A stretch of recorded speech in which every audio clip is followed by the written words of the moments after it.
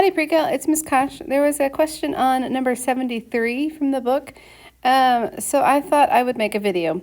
So basically, what they're saying is I have some sort of a rectangle that's bound by this. It's bound by this curve. The curve is y is equal to the square root of 36 minus x. And they're wanting us to find the area of this rectangle, right? Hang on, let me make sure.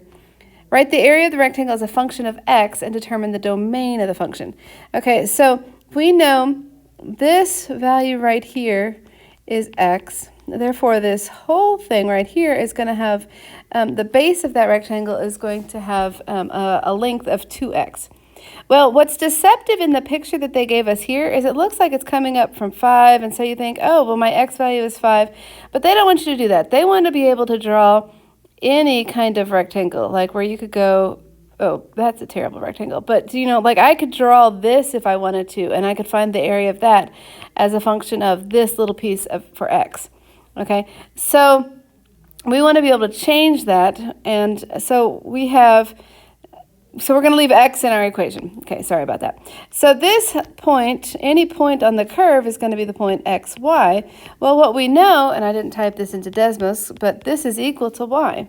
So what happens is we have a height right here. This y value is actually equal to the square root of 36 minus x squared. So when we want to find the area of that rectangle, area of the rectangle as a function of x is equal to, well, base times height. The base is 2x. The height is our y value, which we just said is the square root of 36 minus x squared. So what we have, a of x is equal to 2x root 36 minus x squared. Now, they then say, well, what's the domain of this new function? That's the function for the area. Well, what can happen here, I need a new color, is that my rectangle, if my x value is 0, then that means that I have an infinitely, like I haven't moved, Notability thinks it knows better than me. It doesn't. Then that means that I've got this infinitely skinny rectangle, which I would argue isn't really a rectangle. If I have a x value of 6, then we've come here and we've got another infinitely skinny rectangle.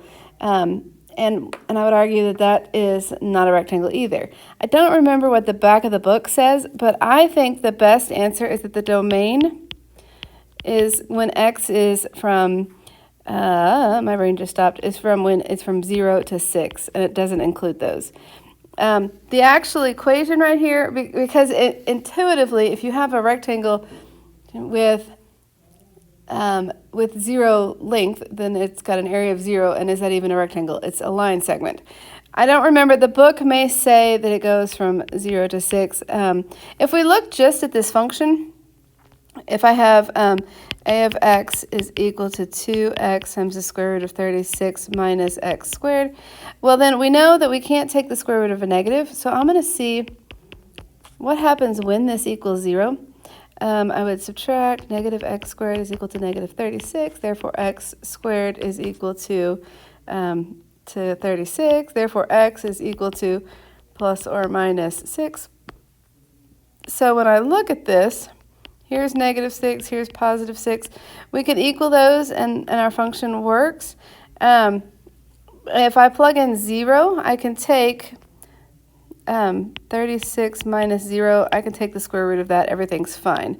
So technically, like if this equation was on its own, if we didn't have any context to it, then I would say, no, actually the domain would be from negative 6 to positive 6.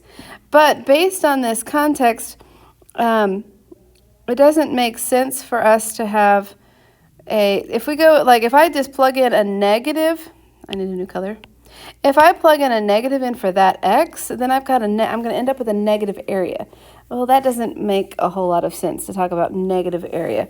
So I think that based on this context, our domain needs to be from 0 to 6. We're talking about, okay, if I come over like 1 unit, this way and come up, and then I have gone 1 unit that way, then I could figure out, pretend I can draw, then I could figure out the area of that rectangle. Okay, and plugging in 1 right here, plugging in 1 everywhere, that would tell me what the area of that rectangle is. This is 2 times 1, that's not 21, sorry. So it's what, 2 times root 35? Okay, so this rectangle right here would have an area of 2 root 35. So I'll have to go back and look and see what the book says. I could see good arguments for either of these. This would be my first choice based on the context of the problem.